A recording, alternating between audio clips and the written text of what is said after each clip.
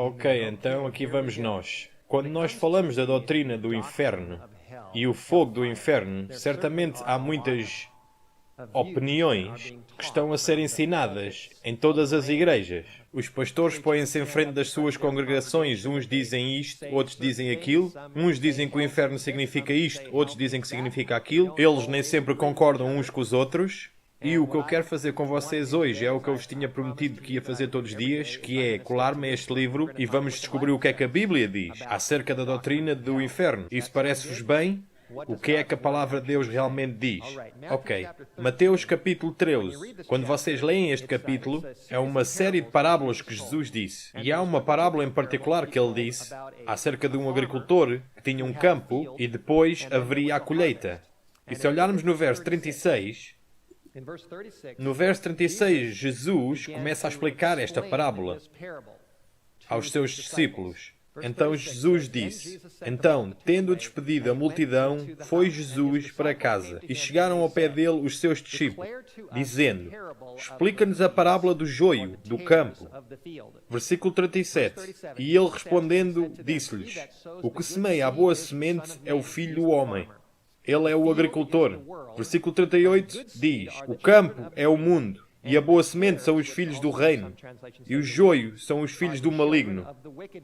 O inimigo que os semeou é o diabo, e a ceifa é o fim do mundo, e os ceifeiros são os anjos.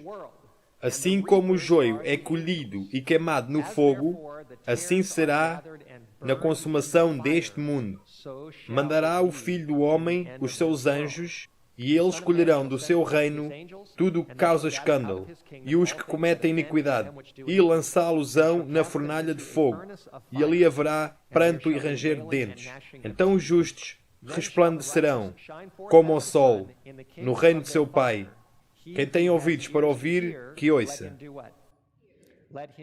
Então, como nós ouvimos o que Jesus acabou de dizer, na maneira que ele explicou esta parábola, você diria que Jesus acreditava num fogo real ou não?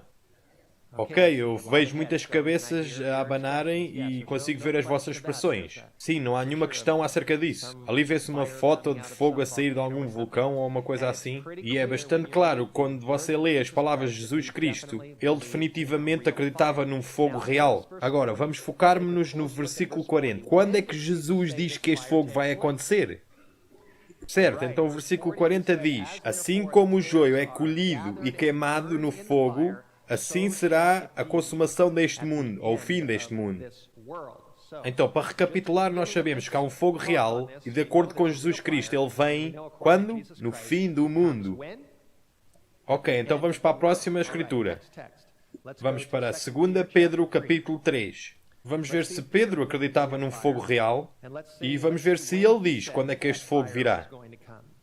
2 Pedro, perto do livro do Apocalipse, no fim da Bíblia. 2 Pedro capítulo 3. E vamos dar uma olhada no versículo 7. Pedro aqui escrevia acerca do futuro, do dia do Senhor, e ele diz: Mas os céus e a terra que agora existem, pela mesma palavra se reservam, como um tesouro, e se guardam para o fogo, até o dia do juízo e da perdição dos homens ímpios. Então, baseados nesta escritura, vocês acreditam que Pedro acreditava num fogo real? Vocês veem aquela palavra fogo ali? Veem o que está escrito na vossa Bíblia? Certamente Pedro acreditava num fogo real. Agora notem o que é que ele realmente está a dizer, porque até é muito chocante. Quando é que ele diz que este fogo vai acontecer? Ele está a dizer que este fogo está a queimar agora? Ou ele põe este fogo no futuro? Ele põe-o no futuro. Ele diz que este fogo está reservado até o dia do julgamento. Para o dia do julgamento. E ele também o diz que isso é onde os incrédulos vão estar. E reparem bem, onde é que ele diz que este fogo vai ser? O que é que está a ser reservado para o fogo? Ele diz os céus e a terra que agora existem. Pela mesma palavra se reservam, se guardam para o fogo, até o dia do juízo, para a perdição dos homens ímpios. Agora ali, aquela slide ilustra o que é que este texto está a dizer. É um texto muito bom e Pedro está a falar sobre os céus. Não os céus onde está o trono de Deus, mas os céus, a atmosfera e a terra onde a gente... Tudo o que a gente vê com os nossos olhos, um destes dias vai ser tudo queimado com fogo.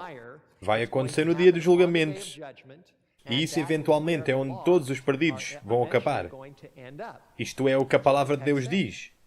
Então, recapitulando, Pedro acreditava num fogo real e acredita que vai acontecer no fim.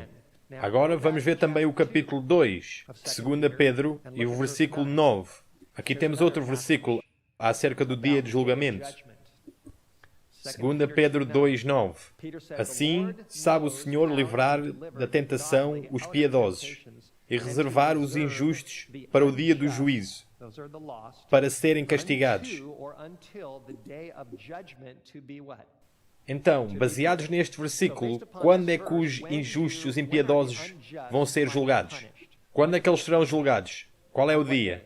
O dia do julgamento. Certo, no dia do julgamento. Isso faz muito sentido, que alguém seria julgado primeiro e depois ser castigado pelos seus pecados. Então, até agora o que nós acabámos de ler é muito diferente do que a maior parte das pessoas pensam acerca do fogo, do inferno. A maior parte das vezes, quando as pessoas falam acerca do inferno, quando os pastores falam acerca do fogo, as pessoas nas igrejas e os que estão a ouvir esta mensagem através da rádio e de outros meios, eles pensam num lugar nas suas mentes, pensam que é ali embaixo, debaixo do chão. Quem é que vai saber a distância? Talvez 5 km, 10 km, 30 km, ninguém o sabe. Mas é ali embaixo e esse é o sítio onde a alma de uma pessoa que se perde, a sua alma sai do seu corpo e vai lá para baixo, baixo do chão, de repente, desde o momento que ela morre, e esse é o sítio onde a pessoa está a queimar no inferno. Não é assim que a maior parte das pessoas pensam quando pensam no inferno? Está debaixo da terra e é o sítio para onde vais quando morreres. É ali que tu és queimado. Agora, isto pode chocá-lo, mas isto é a verdade. Estou-vos a dizer que isto é a verdade. Há só um versículo em toda a Bíblia que parece estar a ensinar o entendimento comum do inferno, que tu vais para debaixo do chão desde o momento em que tu morres. Só uma passagem. E essa é a história do homem rico e de Lázaro. E nós vamos dar uma olhada nessa passagem antes de acabarmos. Está em Lucas 16 e nós lá chegaremos daqui a um bocado. Mas é realmente chocante realizarmos que esse ensinamento não está em mais lado nenhum na Bíblia. Não está no Novo Testamento em lado nenhum. Não está no livro de Mateus. No Evangelho de Mateus não lá está. Não está em Marcos. Não está no livro de João. Não está no livro de Atos, que é a história da igreja primitiva, que iam espalhando a boa nova a todo o mundo. Nenhuma das pessoas no livro de Atos ensinavam isso. Não está em nenhuma das escrituras de Paulo. E Paulo escreveu a maioria do Novo Testamento. Paulo nunca ensinou essa ideia nem só uma vez. Não está no livro de Tiago, o pequeno livro de Tiago. Não está nem na primeira nem na segunda carta de Pedro. Pedro nunca disse nada acerca disso. Não está no livro de Judas e não está no livro do Apocalipse. Agora, eu acho que isso é muito significante. Que o que a maior parte das pessoas pensam acerca do inferno, que é um sítio para onde se vai quando se morre, que essa doutrina não está neste livro, a não ser só num sítio, o homem rico e Lázaro, o qual nós vamos dar uma olhada daqui a um bocado. Eu acho que isso é muito significante. Vocês não acham?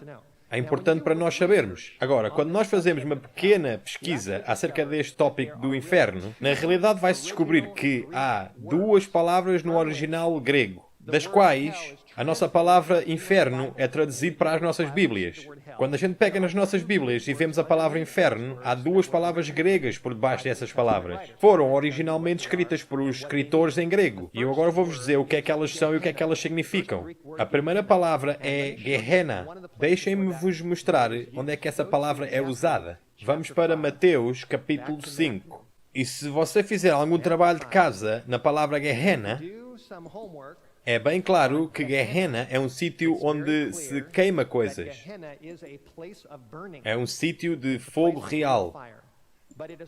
Mas também é um sítio onde o corpo inteiro da pessoa vai. Quando eles forem punidos, finalmente.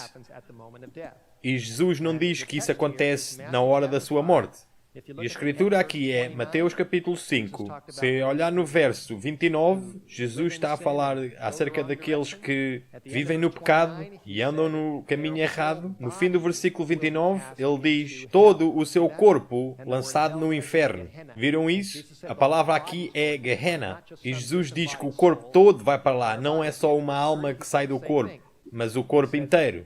E no fim do versículo 30 ele diz a mesma coisa: do que seja o teu corpo lançado no inferno.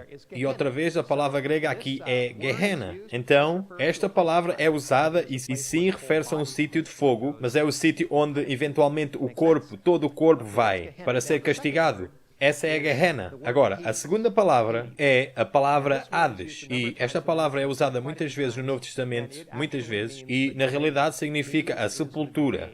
Então vamos agora a um versículo acerca disto. 1 Coríntios, capítulo 15. E é muito fácil provar que Hades refere-se à sepultura. No Velho Testamento a palavra é Sheol e no Novo Testamento é Hades e é o sítio dos mortos. O sítio onde eles vão e é simplesmente o sepulcro. E nós sabemos isto claramente de 1 Coríntios capítulo 15. Versículos 51 até o 55 fala-nos acerca da vinda do Senhor. O grande dia, quando o Senhor vier lá do céu, vai-se tocar as trombetas e os mortos vão ser ressuscitados e nós seremos mudados. E isto está a falar da ressurreição dos justos. Se olharmos para o versículo 54, diz: e quando isto que é corruptível se revestir da incorruptibilidade, e isto que é mortal se revestir da imortalidade, então cumprir-se-á a palavra que está escrita: tragada foi a morte na sua vitória. Aqui isto está a falar acerca dos crentes, certo? E que a morte será tragada na sua vitória, onde eles estão contentes e a ser ressuscitados. Agora notem o versículo 55. Isto é o que eles dizem quando saem do chão. Eles dizem: onde está, ó morte, o teu agulhão? Onde está, ó inferno, a tua vitória? Agora, quantas é que das vossas Bíblias, em vez de dizer inferno, diz Hades? Ok, aqui estão algumas mãos levantadas. Só vos quero mostrar que Hades é a palavra que é usada aqui. Quantas Bíblias é que usam a palavra sepultura? Sim, são mais ou menos as mesmas. Então, algumas traduzem esta palavra Hades e algumas traduzem esta palavra sepultura. Algumas simplesmente usam só a palavra Hades, mas é óbvio que isto não é o sítio onde os perdidos estão a vir debaixo do chão. Estes são os salvos, certo? O povo de Deus que estão a vir do chão. A trombeta soa, os seus corpos estão a ser mudados, eles agora são imortais. E eles gritam: ó Hades, ó morte, onde está agora a tua vitória?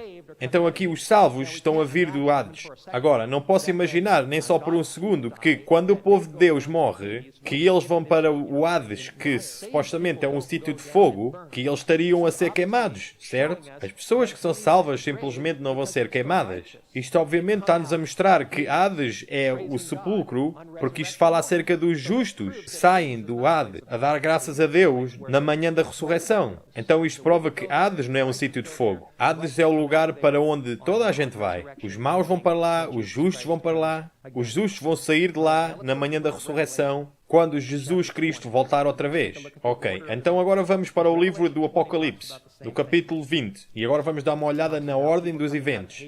Porque o Apocalipse 20 fala-nos acerca da mesma coisa. Fala acerca das pessoas que saem do Hades ou da sepultura e depois fala acerca deles serem julgados. E isto é no fim dos 1000 anos. Vamos dar uma olhada no Apocalipse 20, do 13 ao 15. Então, Gehenna é o sítio onde se queima, Hades é a sepultura. Nesta última vão para lá os justos e os injustos, e os justos saem de lá quando Jesus voltar. Apocalipse 20, versículo 13. A Bíblia diz: isto é o fim dos 1000 anos. E deu o mar os seus mortos que nele havia, e a morte e o inferno. Agora, quantas das vossas Bíblias é que dizem Hades?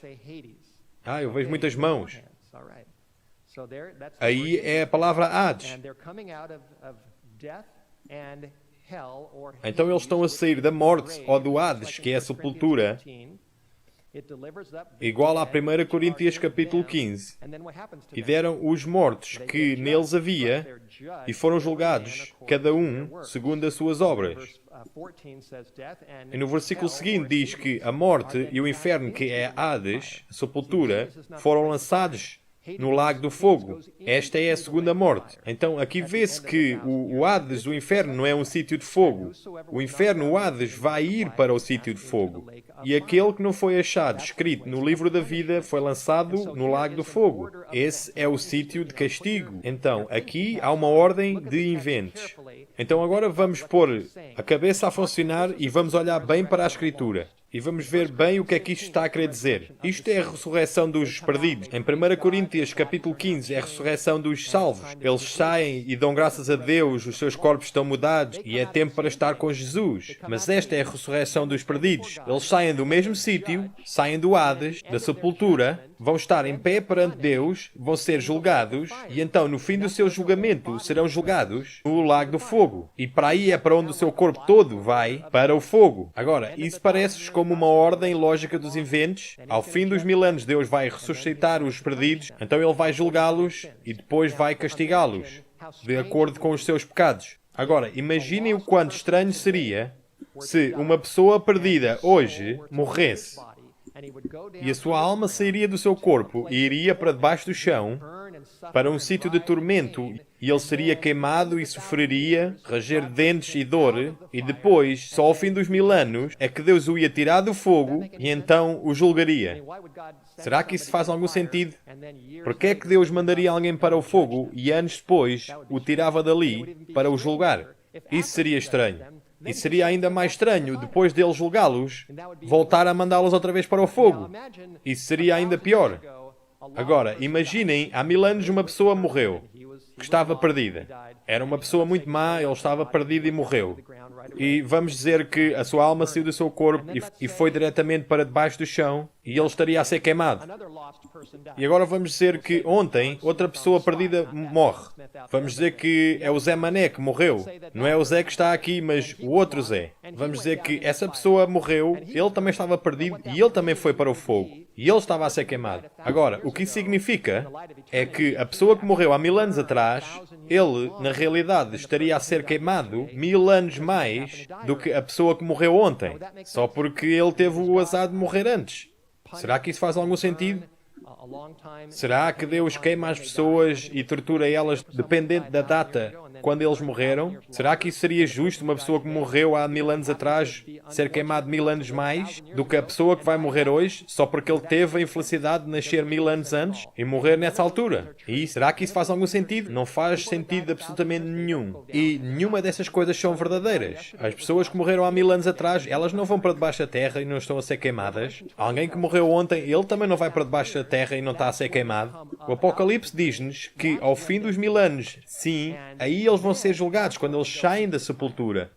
Quando eles saírem da sepultura, sim, serão julgados e depois serão lançados ao fogo. E se olharmos de volta para o texto, também nos diz, no capítulo 20, versículo 13, mesmo no fim, como é que eles vão ser julgados? Eles serão julgados de acordo com as suas obras. Então, isso implica que eles vão ser julgados justamente por Deus. Se os trabalhos de uma pessoa forem muito maus como os do Hitler, ele terá mais a vir para ele.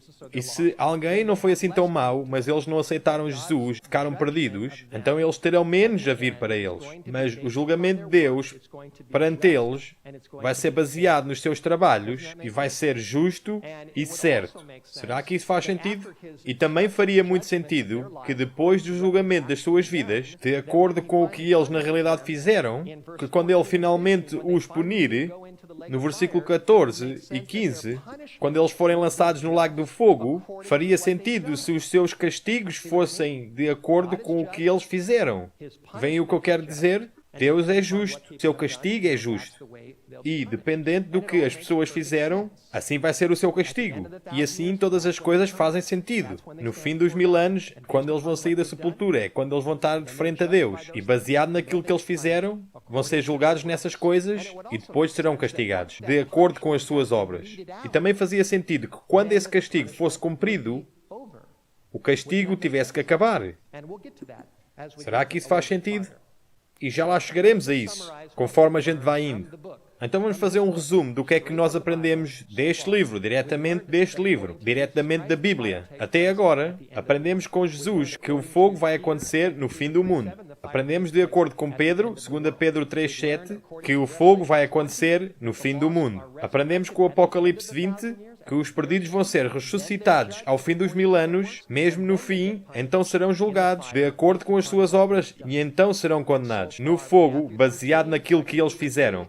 E até agora, Mateus 13, 2 Pedro 3 e o Apocalipse 20, todas elas encaixam umas nas outras, não encaixam? Todas elas encaixam e todas elas fazem sentido. Tudo bem, então agora nesta luz, vamos até ao Lucas 16 e vamos olhar no único texto em toda a Bíblia que parece dizer algo totalmente diferente. O homem rico e Lázaro.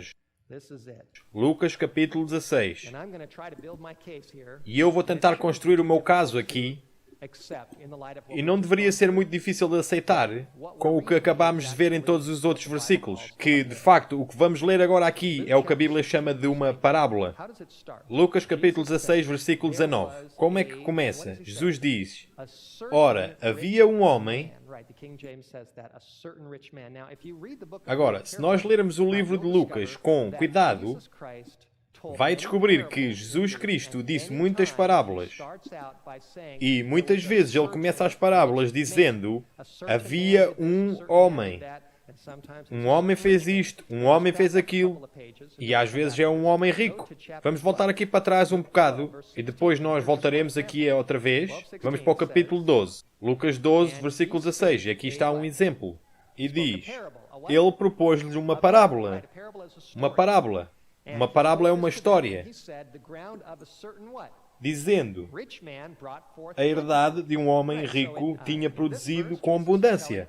Então, neste versículo, Jesus está a dizer uma parábola acerca de um certo homem rico. E então faria muito sentido se você, ao voltar as páginas um bocado à frente, no capítulo 16, 19, quando Jesus começa dizendo: ora, havia um homem rico, que aqui mais uma vez ele está a dizer uma parábola. Porque isto é a maneira com que ele começa as parábolas, no livro de Lucas.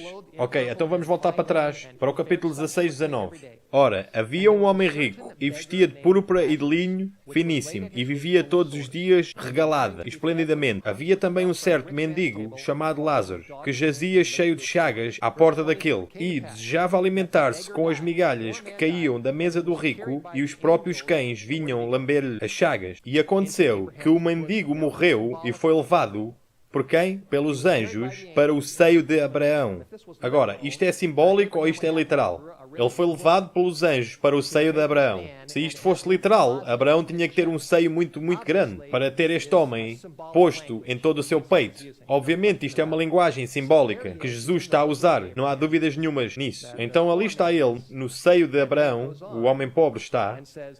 Então, continua e diz no fim do versículo 22 que o homem rico também morreu e foi sepultado. Então foi para o sepulcro. Então adivinhem qual é que é a palavra grega que é usada aqui. Quantas Bíblias é que dizem inferno? Quantas é que dizem Hades?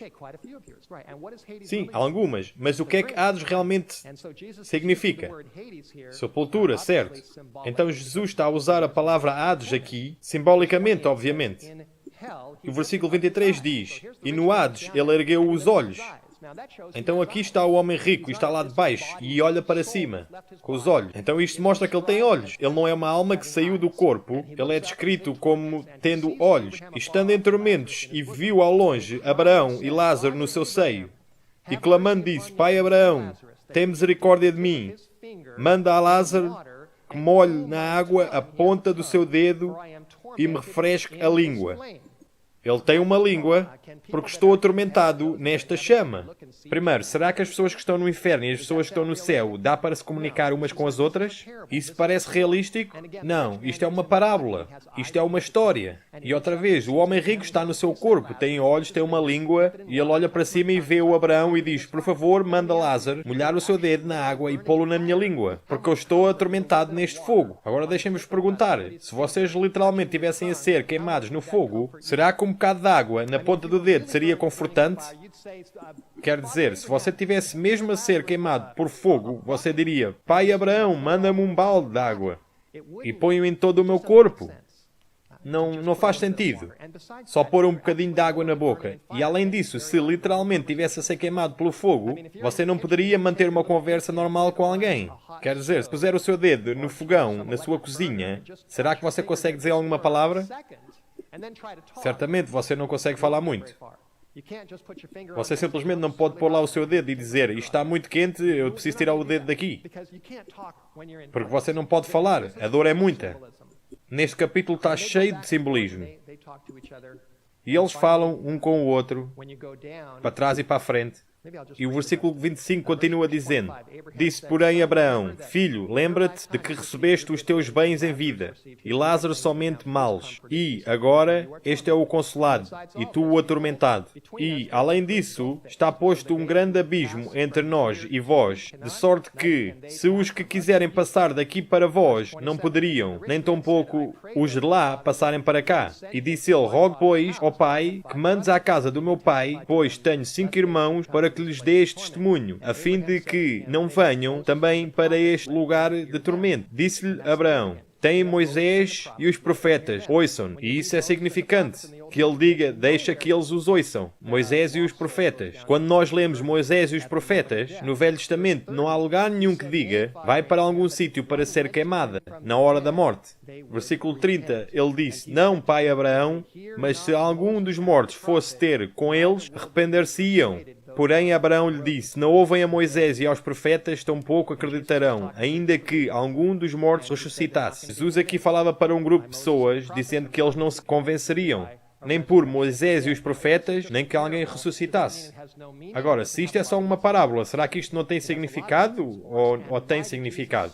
Tem muitas lições para nós. E porquê é que Jesus disse isto de qualquer maneira? Qual é que é o contexto? Se voltarmos para trás no capítulo 16... versículo 13, mesmo no fim, aqui está o contexto. Jesus estava a falar com os fariseus. E no fim do versículo ele diz: não podes servir a Deus e ao dinheiro. E o versículo 14 diz: os fariseus, que eram avarentos, ouviram todas estas coisas e zombaram dele. Então aqui está um grupo de fariseus ricos, ouvindo Jesus a dizer que não podia servir Deus e o dinheiro, então eles zombavam dele. E com o que é que eles estavam a zombar dele? Com as suas línguas. Estavam a zombar dele com as suas línguas. E no versículo 15 diz... Então no versículo 15 ele começa a falar acerca dos fariseus. Então ele no versículo 15 começa a falar com os fariseus, e do 15 até ao 19, até onde ele começa a parábola de Lázaro e o homem rico. Então esta parábola é dirigida aos fariseus ricos, que estavam a zombar dele com as suas línguas, e ele conta-lhes uma história acerca de um homem rico. Em vez de ir para cima, foi para baixo. Então ele, estando lá em baixo, olhou para cima e viu Abraão, e disse-lhe para pedir a Lázaro que molhe a sua língua, porque ele estava a ser atormentado com o fogo. E quando a gente realmente vê o contexto, é que Jesus estava a contar uma história aos fariseus ricos que estavam a zombar dele com as suas línguas. E ele estava a avisá-los: se eles continuassem naquela direção, adivinha onde é que vocês vão parar? Vocês vão acabar no fogo. Mas não se pode levar todos os detalhes literalmente. Não é suposto nós levarmos todos os detalhes literalmente. Isto é simplesmente uma história. Nós hoje já começamos a nossa reunião dando uma olhada em Mateus 13, quando Jesus disse parábolas, e houve uma vez em que os discípulos vieram para Jesus e disse: explica-nos a nós a parábola. Interpreta a parábola para nós. Então Jesus fez isso e explicou-lhes, e ao explicar a parábola, clarificou-lhes em Mateus 13:40 e explicou-lhes quando é que o fogo realmente vai vir. No fim do mundo. Então, quando Jesus explicou a parábola, ele disse que era no fim do mundo. Agora, em Lucas 16, ele não explicou. Os discípulos não lhe perguntaram. Seria interessante se eles dissessem: Senhor, explica-nos a nós esta parábola. Mas ele não o fez. Mas ele fê-lo em Mateus 13. E aí sim ele diz-nos claramente que vai acontecer no fim do mundo. Então eu acho que podemos construir um caso sólido em relação a Lucas 16 ser uma parábola. E além disso, porque é que Jesus falaria algo diferente de tudo o que está escrito no resto da Bíblia? Isso simplesmente não faz sentido. Não se pode construir uma doutrina só numa passagem em Lucas 16, onde contradiz Mateus, João, Atos, o Apocalipse, Pedro, Paulo, Judas, Tiago. Simplesmente não se pode fazer isso. Isso chama-se teologia de situação. Não podemos desenvolver uma doutrina em situações. opiniões. Queremos uma teologia e doutrinas baseadas em toda a Bíblia. Será que isto faz sentido? Então vamos voltar outra vez ao Apocalipse 20 e vamos olhar mais de perto o que é que acontece ao fim dos 1000 anos. E vamos olhar noutra questão. Aonde é que o fogo acontece e por quanto tempo é que acontece? Então, Apocalipse capítulo 20 fala acerca dos 1000 anos. Vamos olhar no versículo 7. E acabou-se os 1000 anos.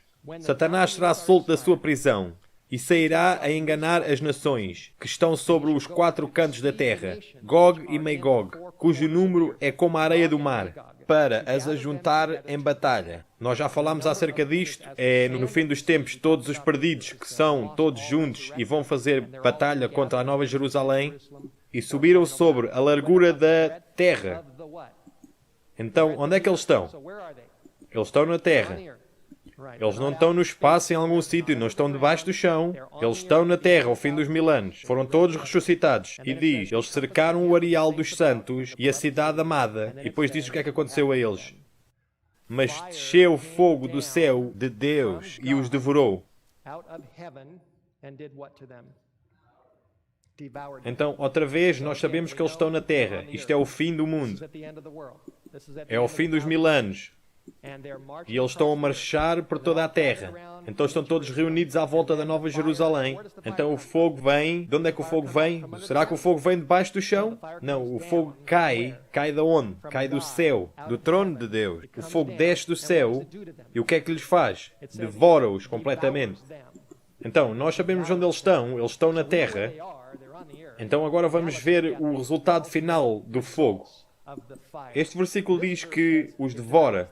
Agora vamos para o versículo 10. Aqui nós temos um problema, temos um dilema. O versículo 10 diz: E o diabo que os enganava foi lançado ao lago do fogo e enxofre, onde está o falso profeta, e de dia e de noite serão atormentados para todo o sempre. Isto é o que o versículo 10 diz. Mas o versículo 9 diz que eles são devorados. Devorado significa que eles serão queimados e desaparecerão. Mas o versículo 10 diz que o que é que acontece com eles? Que eles são atormentados dia e de noite para sempre. Então aqui temos um dilema. E a questão é, qual deles será? Verdade? São eles devorados ao fim dos 1000 anos ou será que são atormentados dia e de noite para sempre? Bem, vamos falar acerca disto. Bem, em primeiro lugar, nós não devíamos basear uma doutrina naquilo que nós gostamos. Se nós gostamos do versículo 9, e eu espero que toda a gente tivesse uma escolha, que os perdidos seriam queimados e desapareceriam, em vez de estarem a queimar para sempre e para sempre. Eu esperaria que cada um de nós escolhesse o versículo 9, onde diz que eles desaparecerão para sempre, em vez de eles estarem conscientemente a sofrer por toda a eternidade. Mas outra vez, nós não baseamos as nossas doutrinas naquilo que nós queremos. Nós temos que basear as nossas doutrinas na Bíblia. Se é mesmo verdade que os perdidos são devorados e desaparecem para sempre, se nós acreditamos que eles queimam para sempre, mas se a verdade for que eles são devorados para sempre, nós temos que acreditar nisso. Mas no outro lado, nós pensamos que eles serão destruídos, mas a verdade é que eles realmente vão sofrer para sempre e para sempre, nós também temos que acreditar nisso. Seja o que for que a Bíblia realmente diz, nós temos que acreditar, certo? Mas não podemos só acreditar num texto, temos que ler a Bíblia toda. Então temos que pôr as peças todas juntas, baseado num estudo com lógica na Palavra de Deus. Agora, vamos voltar ao capítulo 20 e vamos dar uma olhada em algo. No versículo 9, quando fala acerca das pessoas a marcharem toda a terra e a cercarem a Nova Jerusalém, e então o fogo vai descer dos céus e vai devorá-los, nesse versículo, será que você vê algum tipo de simbologia nesse verso de todo? Algo simbólico no verso 9? Eu não vejo nada, é só uma narrativa direta. Agora olhe para o versículo 10, acerca do tormento de dia e de noite para sempre. Você vê alguma simbologia no versículo 10? Vê algo simbólico aí? Ok, então o versículo 10 diz: Onde é que a besta e o falso profeta estão? E eles serão atormentados dia e noite para sempre. Agora, a besta no livro do Apocalipse tem 7 cabeças e 10 cornos. Obviamente, simbólico. Então aqui está algo que é muito importante. No versículo 9, onde diz que eles são devorados, não tem nenhum simbolismo. O versículo 10, onde fala de ser atormentado dia e noite para sempre, sim, tem o simbolismo. E eu descobri quando li o livro do Apocalipse que todas as vezes que o Apocalipse fala acerca das pessoas serem atormentadas para sempre, sempre, quantas vezes é que eu disse sempre? sempre está conectado com o simbolismo. Sempre. Agora vamos para o capítulo 19, Apocalipse 19. E deixem-me vos mostrar o versículo 3, um exemplo rápido. O capítulo 17, 18 e 19 é acerca de uma mulher. Esta mulher aqui, estão a ver esta mulher? Ela é chamada da Babilônia em Apocalipse 17. Ela é uma mulher misteriosa, que representa a falsa religião em todo o mundo. E esta mulher está assentada numa besta de 7 cabeças e 10 cornos, no Apocalipse 17. Agora, isto é simbólico ou é literal? Será que vai haver uma mulher assentada sobre uma besta de 7 cabeças e 10 cornos em algum sítio que a TV Globo ou a SIC ou a TVI vão estar a fazer uma reportagem acerca dela? Obviamente que não. Isto é um símbolo, é simbólico. Agora, vamos ao capítulo 19, ver o versículo 3. Aqui, mesmo no fim, o povo de Deus está muito contente porque esta mulher recebe o que merece. No versículo 3, eles dizem, e outra vez disseram, aleluia, e o fumo dela é esta mulher, sobre para todo o sempre. Então, será que isto significa que vai haver algum sítio na Terra ou em algum lado no espaço onde esta mulher que está assentada sobre a besta com 7 cabeças e 10 chifres, onde na realidade você vai poder apontar e dizer, ali está ela, e o fumo dela está a ir para cima para todo sempre? Obviamente que não. Isto é mais um exemplo de simbologia. Todas as vezes que no livro do Apocalipse fala do fumo a levantar-se para sempre, de tormento para sempre, está sempre conectado com simbologia. Todas as vezes. Agora, vou-vos mostrar mais alguns versos, porque há muitos versos que descrevem o que é que vai acontecer aos perdidos, que não são simbólicos de maneira nenhuma. Vamos ao livro de Malaquias, antes de Mateus. Malaquias 4, versículo 1. A Bíblia diz, porque eis que aquele dia vem, ardendo como um forno. Todos os soberbos e todos os que cometem impiedade serão como palha. E o dia que está para vir os abrasará, diz o Senhor dos Exércitos. E quem é que está aqui a falar? O Senhor dos Senhores. Não aceitem a minha palavra como certa. Aqui fala o Senhor dos Senhores. De sorte que lhes não deixará nem raiz nem ramo. Então, se não lhes deixa nem raiz nem ramo, quanto é que vai deixar? Nada. Será tudo destruído. E isto é o que este versículo está a dizer.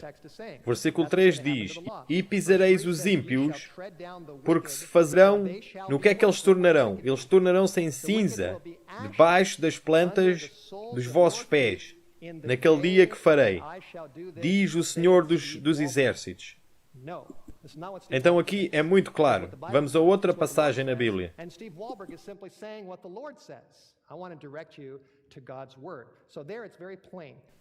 Judas 7 diz, assim como Sodoma e Gomorra e as cidades circunvizinhas, que havendo-se corrompido como aqueles, e ido após outra carne, foram postos, por exemplo, sofrendo a pena do fogo eterno. Então algumas pessoas dizem, vês, Steve, aqui diz fogo eterno. Eles vão queimar para sempre. Tu não acreditas no que a Bíblia diz? E a minha resposta é, sim, eu acredito na Bíblia. Mas vamos olhar bem para isto. Diz que o fogo eterno, em que cidades é que esse fogo eterno caiu? Sodoma e Gomorra. E caiu nelas como um exemplo daquilo que vai acontecer aos perdidos. Então esta é a minha questão. Será que Sodoma e Gomorra ainda estão queimando hoje em dia? Não, não estão. Elas não estão a queimar hoje. Elas não estão a queimar neste dia. Elas foram consumidas pelo fogo eterno. Então quando diz fogo eterno, não significa que o fogo dura para sempre. Significa que é o fogo de Deus, que é o fogo eterno que vem de Deus, porque Deus é fogo e quando faz o seu trabalho, faz-o bem. E Sodoma e Gomorra é um exemplo do que é que o fogo eterno significa. E do que é acerca. Agora deixem-me-vos mostrar outro texto. Isto é 2 Pedro, capítulo 2, versículo 6. Pedro também falou de Sodoma e Gomorra, e ele diz que o fogo tornou-os em cinzas, como um exemplo, 2 Pedro 2, 6. Então, se compararmos Judas 7 e 2 Pedro 2, 6, vê-se que o fogo eterno transformou aquelas cidades em cinzas. E isso é um exemplo do que é que vai acontecer no fim, assim tal como lemos em Malaquias, que o fogo os consumirá. Agora, vamos para Ezequiel 28. Esta é a melhor delas todas. é mesmo a melhor. Ezequiel 28 está a falar sobre Satanás e a dizer o que é que vai acontecer a Satanás. O que é que lhe vai acontecer? Bem, você pensaria que ele é o pior deles todos, não? É o pior deles todos, sim?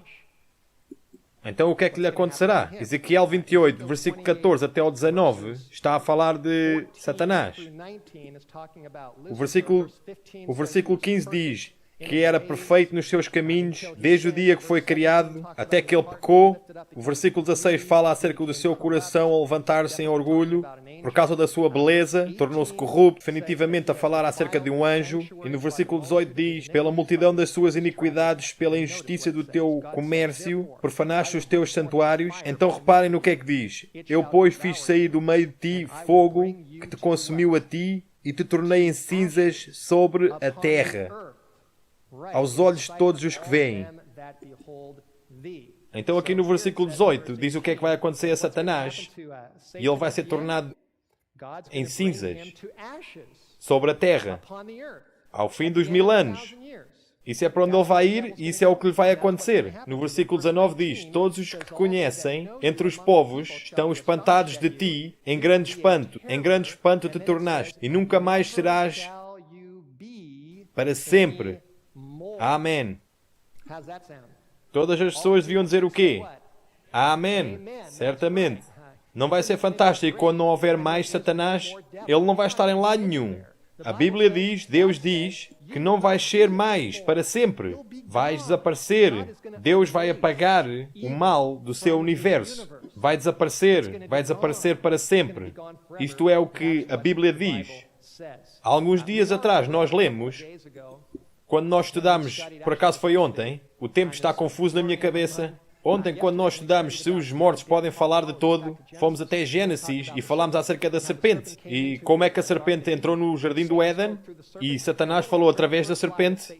E qual é que foi a primeira mentira que Satanás disse? Certo, certamente não morrerás. Essa foi a sua primeira doutrina, a sua primeira mentira. E neste fim de semana nós temos vindo a falar sobre as ilusões de Satanás. E uma delas tem a ver com a morte, que diz que nós não morremos. A outra tem a ver com o espiritismo, que você pode falar com os mortos. E a outra tem a ver com o inferno, em que as pessoas queimam para sempre, para sempre e para sempre. E se realmente quer saber da verdade, como eu acredito que você queira, a doutrina em que as pessoas queimam para sempre, na realidade é baseada na doutrina em que você não morre.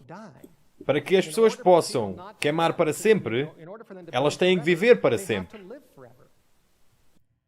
E esta ideia que as pessoas não morrem e que vão para sempre, e que duram para sempre, teriam que passar a eternidade em algum sítio. De onde é que essa ideia originou? Foi originada pela serpente. Essa ideia da serpente que não se morre. É a ideia da serpente que as pessoas podem falar com os mortos. É a ideia da serpente que as pessoas duram para sempre. E assim terão que ser queimadas para sempre. Agora, eu sei que há muitas pessoas que ensinam isto. E pessoas espirituais que ensinam estas coisas. E eles dizem, irmão Steve, se isto realmente estás a dizer é verdade, isso vem tudo do diabo, então como é que todas estas pessoas podem estar erradas? Como é que o meu pastor pode estar errado? E a minha resposta será, bem, Eva era uma boa pessoa, não era? Ela era uma pessoa perfeita. E mesmo assim, ela estava errada. Ela era uma pessoa perfeita e estava errada. Ela seguiu Satanás. Agora, eu não estou a dizer que as pessoas estão perdidas, porque elas têm uma ideia misturada em relação ao espiritismo e ao inferno. Eu acho que é mais fácil se perderem assim, onde as pessoas se deixam levar por doutrinas que não são verdadeiras. É sempre mais fácil no caminho para o céu se nós seguirmos a verdade. Mas a última decisão é de Deus, e eu sei que há muitas pessoas maravilhosas por aí que estão simplesmente confusas em relação a isto, e que Deus as ajude a conhecer a verdade, que Deus nos ajude a todos a conhecer a sua palavra. Vê-se claramente que o tempo é muito, muito curto. Se gostou do vídeo, faça um gosto, e agradecia que partilhasse com todos os que puder, ajude a espalhar a verdade de Deus, e se gostou, inscreva-se no meu canal, é de graça, onde está um grande número de vídeos que, se você ainda estiver com dúvidas em relação a este tópico, certeza ficará sem sombra de dúvidas quando ver o resto dos vídeos que eu tenho acerca deste tópico. Que Deus o abençoe e que a paz do Senhor Jesus Cristo se multiplique. Amém.